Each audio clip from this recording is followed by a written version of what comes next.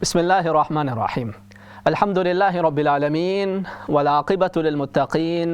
والصلاة والسلام على أشرف الأنبياء والمرسلين. أما بعد فأعوذ بالله من الشيطان الرجيم. بسم الله الرحمن الرحيم. ونجيناه ولوطا إلى الأرض التي باركنا فيها للعالمين. صدق الله العظيم.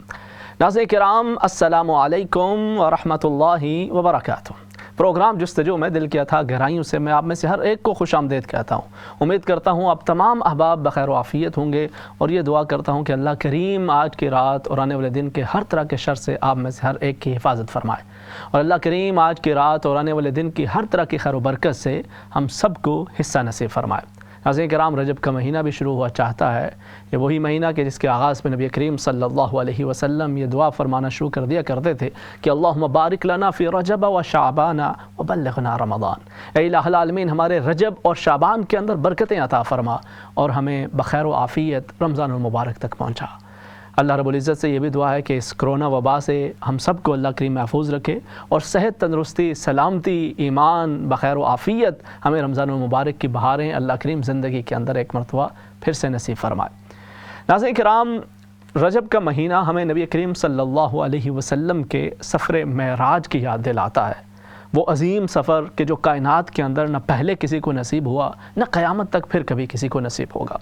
نبی کریم صلی اللہ علیہ وسلم مکہ مکرمہ کے اندر مختلف مصائب و آلام کا شکار تھے، اور ایک کے بعد ایک صدمہ آپ کو مل رہا تھا، ایک کے بعد ایک اذیت کا سامنا آپ کو کرنا پڑ رہا تھا۔ اپنوں کا بچھڑنا، اور اس کے ساتھ ساتھ غیروں کی طرف سے طنز اور غیروں کی طرف سے تکالیف اور مظالم کے اندر اضافہ ہوتا چلا جا رہا تھا۔ ایسے میں اللہ رب العزت نے اپنے حبیب کریم صلی اللہ علیہ وسلم کو سفر معراج کا شرف نصیب فرمایا۔ وہ عظیم شرف، وہ عظیم فضیلت کہ جو کائنات کے اندر اور کسی کو حاصل نہ ہو سکی۔ حضرت موسیٰ علیہ السلام نے اپنی زندگی کے اندر جب اللہ رب العزت کا کلام سنا، اور اللہ رب العزت نے شرف کلام بخشا، وَكَلَّمَ اللَّهُ مُوسَىٰ تَكْلِيمًا، اللہ رب العزت نے شرف کلام بخشا، تو دل کے اندر ایک شوق پیدا ہوا کہ وہ رب تعالیٰ جس کی آواز اتنی خوبصورت ہے، وہ رب تعالیٰ جس کا کلام اتنا میٹھا ہے، جس کے کلام کے اندر اتنی حلاوت ہے، اتنی چاشنی ہے، اتنی مٹھاس ہے، وہ خود کتنا خوبصورت ہوگا۔ عرض کیا باری تعالیٰ ربی ارنی انظر الیک،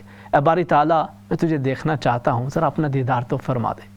اللہ رب العزت نے فرمایا لن ترانی، اے موسیٰ آپ مجھے نہیں دیکھ سکتے، ولیکن انظر الی الجبل، اس پہاڑ کی طرف دیکھیے۔ اللہ رب العزت نے جب اس پر تجلی ڈالی، فلما تجلی ربہ للجبل،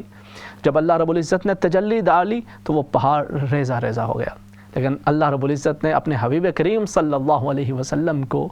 اس ماہ مکرم کے اندر وہ عظیم شرف عطا فرمایا کہ جس کے اندر حجابات ہٹا کے اللہ رب العزت نے اپنا دیدار، اپنی زیارت بھی نصیب فرمائی، اور امت کے لیے عظیم تحفہ نماز بھی اللہ رب العزت نے عطا فرمایا۔ ناظرین کرام، اس سفر کا آغاز مکہ مکرمہ سے بھی ہو سکتا تھا۔ نبی کریم صلی اللہ علیہ وسلم یہیں مکہ مکرمہ کے اندر آرام فرما تھے،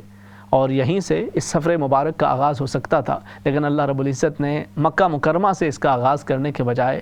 آپ کو سب سے پہلے مسجد اقصیٰ اور بیت المقدس، وہاں پہ شرف امامت عطا فرمایا۔ وہاں پہ آپ کو لے جایا گیا، اور وہاں پر آپ نے تمام انبیاء کرام علیہم السلام کی امامت فرمائی۔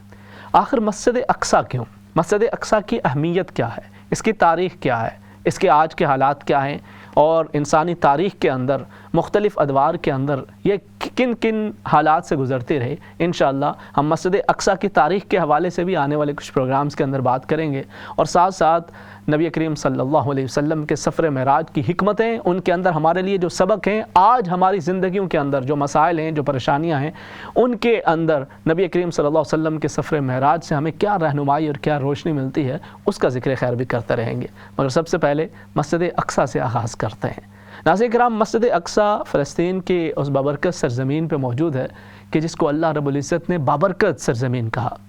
اللہ رب العزت نے قرآن حکیم کی مختلف آیات مبارکہ کے اندر اس کا ذکر کیا۔ ہمارے ہاں عموماً صرف ایک آیت مبارکہ کا ذکر کیا جاتا ہے، اور سمجھا یہ جاتا ہے کہ شاید فقط اسی آیت مبارکہ کے اندر اس مسجد کا ذکر کیا ہے اور اس علاقے کا اللہ رب العزت نے ذکر فرمایا ہے، ایسا نہیں، بلکہ کئی مختلف آیات مبارکہ کے اندر اللہ رب العزت نے اس سرزمین کی برکتوں کا تذکرہ کیا۔ جیسے ایک مقام پہ ارشاد فرمایا وَنَجَّيْنَاهُ وَلُوطًا إِلَى الْأَرْضِ الَّتِي بَارَكْنَا فِيهَا لِلْعَالَمِينَ، ہم نے حضرت ابراہیم اور حضرت لوط علیہ السلام کو نجات عطا فرمائی، ظالموں کے ظلم سے نجات دلوائی، اور انہیں اس سرزمین کے اندر امن ملا کہ جس کے اندر ہم نے برکتیں رکھی ہوئی ہیں۔ مسجد اقصی اور اس کا ارد گرد کا حصہ یہ انبیاء کرام علیہم السلام کی سرزمین ہے۔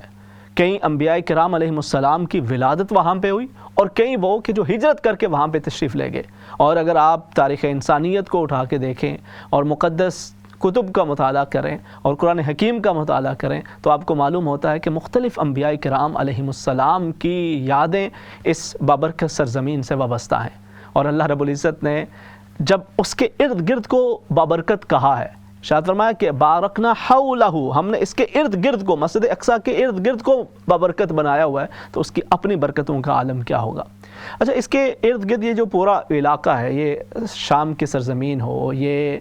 فلسطین کی سرزمین ہو، یہ تمام اسی بابرکت سرزمین کے لیے نبی کریم صلی اللہ علیہ وسلم نے دعائیں بھی فرمائی، اور اللہ رب العزت نے قرآن حکیم کے اندر بھی اس کا تذکرہ کیا۔ حضرت موسیٰ علیہ السلام نے اپنی قوم سے یہ ارشاد فرمایا تھا، یا قوم ادخلوا الارض المقدسۃ التی کتب اللہ لکم، یہ ہولی لینڈ جس کو کہا جاتا ہے، اور یہی وہ ارض مقدس جس کو اللہ رب العزت نے قرآن حکیم کے اندر ذکر کیا، تو وہ بھی یہی بابرکت سرزمین تھی کہ جس کے لیے اللہ رب العزت کے کلیم حضرت موسیٰ علیہ السلام نے اپنی قوم کو یہ ارشاد فرمایا تھا کہ اس کے اندر داخل ہو جاؤ، لیکن پھر انہوں نے اس کے اندر پس و پیش اور لیت و لال سے کام لیا، اور پھر اس کی سزا انہیں بھگتنا پڑی۔ وہ 40 سال اس صحرا کے اندر ادھر ادھر پھرتے رہے اور انہیں کوئی بھی راستہ سجھائی نہ دیا۔ تو اللہ رب العزت نے اس سرزمین کو مختلف مقامات پر اس کی برکات کا تذکرہ کیا، اس کو مقدس قرار دیا، اس کو بابرکت قرار دیا، اور اس کی برکتوں کا تذکرہ فرمایا۔ اسی سرزمین کے اوپر جناب سیدنا ابراہیم علیہ السلام، حضرت یعقوب علیہ السلام، حضرت اسحاق علیہ السلام، حضرت یوشع علیہ السلام، حضرت عیسیٰ علیہ السلام، حضرت زکریہ علیہ السلام، حضرت یحییٰ علیہ السلام، اور حضرت مریم علیہ السلام، یہ مختلف انبیاء کرام، حضرت سلیمان علیہ السلام، حضرت داؤد علیہ السلام، یہ عظیم المرتبت انبیاء کرام اور رسل اعظام کا یہ مسکن رہی ہے، اور ان کی تاریخ اور ان کی یادیں اس سرزمین کے ساتھ وابستہ ہیں، اور اللہ رب العزت نے اس کو قرآن حکیم کے اندر دیکھیں، مسجد حرام، اس کی برکت کی دعائیں اللہ کے خلیل حضرت ابراہیم علیہ السلام نے کی۔ جب آپ نے اس کی تعمیر کو مکمل کیا تو اللہ رب العزت سے دعا مانگی کہ باری تعالیٰ اسے بابرکت بنا دے، پرامن بنا دے، اور اس کے ساتھ ساتھ جو مسجد نبوی ہے اور مدینہ طیبہ ہے اس کی دعائیں نبی کریم صلی اللہ علیہ وسلم نے فرمائیں۔ لیکن یہ وہ بابرکت مقام ہے، اس کی یقیناً ان مقامات کی اپنی اپنی فضیلت ہے، لیکن ایک خاص شرف اس کو یہ حاصل ہے کہ اس کے بابرکت ہونے کا تذکرہ اللہ رب العزت نے خود کیا، اور بار بار مختلف مقامات پر فرمایا بارکنا فیہ، کہیں فرمایا بارکنا فیہا ولسلیمان الریح عاصفۃ تجری الی الارض التی بارکنا فیہا۔ حضرت سلیمان علیہ السلام کو وہ مملکت عطا فرمائی تھی کہ ان کے حکم سے ہوائیں اس بابرکت زمین کی طرف جاتی تھیں کہ جس کے اندر ہم نے برکتیں رکھ دی تھیں۔ تو اللہ رب العزت نے بار بار اس کا ذکر کیا کہ ہم نے اس کے اندر برکتیں رکھی ہیں، ہم نے اس کے اندر برکتیں رکھی ہیں، اور پھر وہ واقعات جو اسی بابرکت سرزمین پہ ہوئے، کچھ ان واقعات کی طرف بھی ہمیں اشارہ ملتا ہے، جیسے حضرت موسیٰ علیہ السلام کی قوم کا اشارہ ملا، پھر ہمیں حضرت عیسیٰ علیہ السلام کی ولادت کا وہ پورا واقعہ وہ بھی اسی بابرکت سرزمین کے اوپر پیش آیا، وہ بھی اللہ رب العزت نے قرآن حکیم کے اندر اس کو تفصیل سے ذکر کیا کہ کس طرح سے حضرت مریم علیہ السلام، وہ کہ جن کی والدہ نے یہ منت مانی تھی کہ اگر اللہ رب العزت نے مجھے کوئی بیٹا عطا کیا تو میں اسے اس بابرکت مسجد کی خدمت کے لیے وقف کر دوں گی، لیکن پھر بعد اللہ رب العزت نے بیٹی عطا کی اور اللہ رب العزت نے اسے قبول کر لیا، فتقبلها ربها بقبول حسن، اسے قبول فرما لیا، اور پھر اللہ رب العزت نے آپ کے ہاتھوں اسی بابرکت سرزمین پر مختلف کرامات کا اور معجزات کا ظہور فرمایا۔ کس طرح سے کہ حضرت زکریہ علیہ السلام جب بھی وہاں پہ جاتے اور مختلف طرح کے وہ پھل وہاں پہ موجود ہوتے تو آپ سے وہ پوچھتے کہ یہ کہاں سے آئے، یا مریم انا لکی ھذا، یہ کہاں سے بے موسم کے پھل آپ کے پاس آ گئے اس بند کمرے کے اندر؟ او من عند اللہ، اللہ کی طرف سے اللہ رب العزت نے عطا فرمائے۔ اور پھر یہی وہ بابرکت سرزمین ہے کہ جہاں پہ حضرت زکریہ علیہ السلام نے دعا مانگی اپنی اولاد کے لیے، اور اللہ رب العزت نے آپ کی دعا کو قبول فرمایا اس عمر کے اندر کہ جہاں پہ بظاہر کوئی امید نہیں تھی، اللہ رب العزت نے دعا کو قبول فرمایا اور آپ کو بیٹا عطا کیا کہ جو اللہ کے نبی بنے، حضرت یحییٰ علیہ السلام۔ یہی وہ بابرکت سرزمین ہے کہ جہاں پر انتقال کے، جہاں پہ فوت ہونے کی خواہش کا اظہار اللہ کے نبی حضرت موسیٰ علیہ السلام نے کیا۔ فرمایا کاش مجھے جس قدر قریب ہو سکے مجھے موت مسجد اقصیٰ سے جتنا قریب ہو سکے وہاں پہ مجھے موت ہوئے۔ اور نبی کریم صلی اللہ علیہ وسلم نے پھر احادیث مبارکہ کے اندر اشارہ فرمایا کہ کس مقام پر آپ کا وفات ہوئی اور کہاں پر آپ کا مدفن ہے، اور پھر اس کے بعد وہ اس مقام سے اگر دیکھیں اس پہاڑی سے جس کی طرف روایات کے اندر آتا ہے تو بڑی آسانی کے ساتھ مسجد اقصیٰ کو وہاں سے دیکھا جا سکتا ہے، اس کی زیارت کی جا سکتی ہے۔ پھر یہی وہ مسجد اقصیٰ ہے، یہی وہ بابرکت سرزمین ہے فلسطین کی کہ جس کے اوپر جو کتب سابقہ کے اندر جیسے حضرت ابراہیم علیہ السلام کے ایک صاحبزادے حضرت اسماعیل علیہ السلام، آپ تو مکہ مکرمہ کے اندر آباد ہوئے، تو حضرت اسحاق علیہ السلام یہاں پر آپ کے ساتھ رہے، اور چونکہ یہودیوں کی روایات کے مطابق وہاں پر حضرت اسحاق علیہ السلام کے ذبح ہوا، اور وہ جو ایک ذبح کا واقعہ ہے وہ ان کی روایات کے مطابق یہاں فلسطین کی سرزمین پہ ہوا، لیکن یقیناً جو اللہ رب العزت نے اور اس کے حبیب کریم صلی اللہ علیہ وسلم نے ہمیں یہ بتایا کہ یہ واقعہ یہاں مینا کے اندر حضرت اسماعیل علیہ السلام کے ساتھ پیش آیا۔ لیکن بہرحال حضرت ابراہیم علیہ السلام کے صاحبزادگان میں سے ایک حضرت اسحاق علیہ السلام جو کہ جد الانبیاء ہیں، وہ بھی وہیں پر قیام فرما رہے، اور ان سے بھی مختلف وہاں پہ واقعات، ان کا طرف اشارہ ہمیں مختلف احادیث کی کتب کے اندر بھی ملتا ہے۔ اور پھر اس کے ساتھ ساتھ ناظرین کرام، حضرت عیسیٰ علیہ السلام کی ولادت کا واقعہ، وہ عظیم معجزہ کہ جو اللہ رب العزت نے، دیکھیں یہ دو معجزات جن کا بڑی تفصیل کے ساتھ ذکر ہے، اور دیگر بھی پھر ساتھ ساتھ چیزیں ہیں، لیکن یہ دو خاص طور پہ، ایک حضرت زکریا علیہ السلام جو اس عمر کے حصے میں تھے کہ جب اولاد کی کوئی امید نہیں تھی، تو وہاں پر انہوں نے جو دعا مانگی اللہ رب العزت نے اسے قبول فرمایا۔ اسی لیے بعض روایات کے اندر یہ ملتا ہے کہ وہ مقام کہ جس کے اندر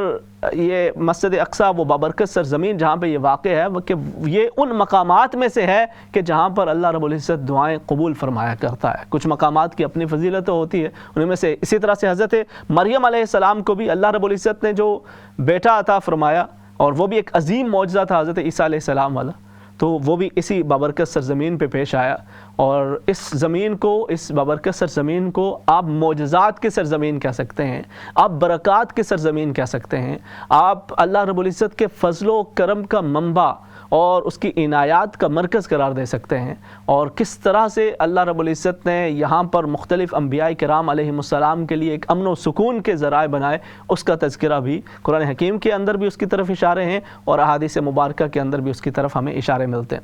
اچھا، مسجد اقصیٰ کی جب بات کی جاتی ہے تو پہلا خیال یہ آتا ہے ذہن کے اندر کہ اس کی تعمیر وہ حضرت سلیمان علیہ السلام نے کی ہوگی، اور آپ نے ہی سارا اس کو تعمیر فرمایا جنوں کے ساتھ ہو کے، اور ان کو اس کے خدمت کے لیے ساتھ ساتھ لگا رکھا تھا۔ یقیناً ان واقعات کی طرف بھی اشارہ موجود ہے، لیکن یہ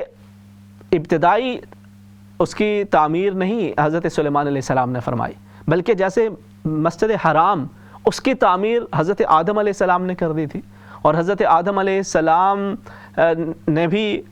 جو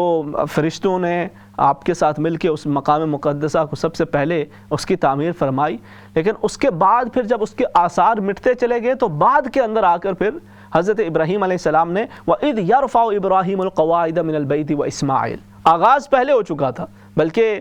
اگر اس سے بھی پیچھے چلے جائے تو اس سے بھی پیچھے کے ہمیں آثار ملتے ہیں، لیکن بہرحال حضرت آدم علیہ السلام نے بالکل آغاز فرمایا، اور پھر اس کے بعد جب آثار مٹتے چلے گئے تو حضرت ابراہیم علیہ السلام نے وہیں سے ان عمارتوں کو بلند کیا۔ اسی طرح سے مسجد اقصیٰ یہ دنیا کی دوسری مسجد ہے، مسجد حرام کے بعد دوسری مسجد مسجد اقصیٰ ہے۔ نبی کریم صلی اللہ علیہ وسلم کے صحابی حضرت ابو ذر رضی اللہ تعالیٰ عنہ بیان کرتے ہیں کہ نبی کریم صلی اللہ علیہ وسلم سے پوچھا گیا، یا رسول اللہ صلی اللہ علیہ وسلم سب سے پہلی مسجد کون سی تھی؟ اللہ پاک نے بھی قرآن میں فرمانا ان اول بیت وضع للناس للذی ببکۃ مبارکہ، سب سے پہلا گھر، سب سے پہلی سجدہ گاہ، سب سے پہلی مسجد وہ مسجد حرام، اور اللہ رب العزت نے اس کے بعد جو دوسری مسجد جس مقام کو جو شرف ملا وہ کون سی ہے؟ وہ مسجد اقصیٰ ہے۔ عرض کیا گیا، یا رسول اللہ صلی اللہ علیہ وسلم ان کے درمیان کم کان بینہما، کتنا وقفہ تھا، کتنا عرصہ ہوا؟ تو آپ نے فرمایا 40 سال، تقریباً 40 سال کا یہ وقفہ تھا کہ جس کے اندر پہلے مسجد حرام کی تعمیر ہوئی اور پھر بعد کے اندر مسجد اقصیٰ کی تعمیر ہوئی. پھر وہ کیا، بعض روایات کے مطابق حضرت آدم علیہ السلام نے خود، اور بعض روایات کے مطابق آپ کے صاحبزادے حضرت شیث علیہ السلام، انہوں نے وہاں پر اس کی آغاز رکھا، اس کی بنیاد رکھی. اور پھر بعد کے اندر حضرت ابراہیم علیہ السلام نے حضرت اسحاق علیہ السلام کے ساتھ مل کر وہاں پر بھی اس مسجد کی بھی تعمیر کے اندر بھی اپنا حصہ لیا. اور پھر حضرت سلیمان علیہ السلام کی جو تفصیلی واقعات ہیں وہ تو وہاں پہ موجود ہیں. تو نبی کریم صلی اللہ علیہ وسلم نے ارشاد فرمایا کہ جس کسی کو موقع ملے وہ وہاں پہ نماز ادا کرے، اور اس مقام مقدسہ پر، اس بابرکت مقام پہ نماز ادا کرنے کا اجر اور ثواب دیگر مساجد سے زیادہ بیان فرمایا گیا. یعنی آپ دیکھیں 3 اہم ترین وہ مساجد ہیں کہ جن کی طرف سفر کرنے کی اجازت دی گئی، کہ آپ ان کی طرف سفر اس نیت سے کریں کہ ہم نے جا کے وہاں پہ نماز ادا کرنی ہے اور اس کا زیادہ اجر اور زیادہ ثواب اللہ رب العزت ہمیں عطا فرمائے گا. مثلا ایک مسجد حرام ہے، اس کی تو پھر برکات اور اس کے شرف اور اس کی فضیلتیں سبحان اللہ، وہ تو وہاں پہ جس بندہ بیٹھ جاتا ہے اور بیت اللہ شریف کو دیکھتا رہتا ہے، اس پر بھی اللہ رب العزت کی رحمتوں کا نزول ہو رہا ہوتا ہے. تو پھر وہاں پہ نماز ادا کرنا، اس کا کتنا گنا زیادہ اجر. پھر مسجد نبوی، اس کے اندر نماز ادا کریں تو اس کا نبی کریم صلی اللہ علیہ وسلم نے اجر اور ثواب وہ بیان فرمایا. اور جو تیسری مسجد ہے وہ مسجد اقصیٰ ہے، کہ یہاں پر جو شخص آ کے نماز ادا کرتا ہے، ایک نماز کے بدلے اسے 500 نمازوں کا، اور دیگر روایات کہیں ایسی بھی ہیں کہ اس سے زیادہ بھی نبی کریم صلی اللہ علیہ وسلم نے ذکر فرمایا، لیکن کم از کم ایک نماز وہاں پہ ادا کریں، 500 نمازوں کا ثواب اللہ رب العزت عطا فرماتا ہے. اور نبی کریم صلی اللہ علیہ وسلم جب مکہ مکرمہ کے اندر اور ایون مدینہ طیبہ کے اندر بھی ابتدائی سالوں کے اندر آپ بیت المقدس ہی کی طرف نماز ادا کرتے رہے، اسی کی طرف آپ کا رخ ہوتا اور آپ نماز ادا فرماتے. اور کوشش یہی ہوتی کہ درمیان میں یعنی اس طرح سے رخ بنے کہ جو مسجد حرام کی طرف بھی ہو جائے اور مسجد اقصیٰ کی طرف بھی ہو جائے. لیکن جو قبلہ اول ہے وہ اللہ رب العزت نے مسجد اقصیٰ کو اس کا شرف بھی عطا فرمایا، اور نبی کریم صلی اللہ علیہ وسلم اور آپ کے صحابہ کرام رضوان اللہ تعالی علیہم اجمعین پہلے مسجد اقصیٰ ہی کی طرف منہ کر کے رخ کر کے نماز ادا کرتے رہے. اور پھر یہی مسجد اقصیٰ ہے جس کو نبی کریم صلی اللہ علیہ وسلم نے ارض المحشر بھی قرار دیا ہے. یعنی وہ مقامات جن کی طرف اشارہ فرمایا کہ وہاں پر میدان حشر قائم ہوگا، تو اس میں سے روایات کے مطابق ارض المحشر مسجد اقصیٰ، اس مسجد اقصیٰ کو بھی ارض المحشر قرار دیا کہ یہاں پر جو لوگ ہیں وہ قبروں سے جب اٹھائے جائیں گے، اذا زلزلت الارض زلزالها واخرجت الارض اثقالها وقال الانسان ما لها يومئذ تحدث اخبارها بان ربك اوحى لها.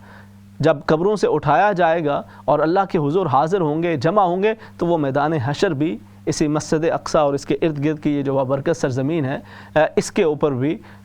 کچھ روایات کے مطابق کہ وہاں پر یہ میدان حشر سجے گا، اور وہاں سے اللہ کے حبیب کریم صلی اللہ علیہ وسلم نے جو دیگر میدان حشر کے واقعات کو ذکر فرمایا، اللہ رب العزت ہمیں قبر و حشر کی آسانیاں عطا فرمائے. اسی طرح سے ناظرین کرام، مسجد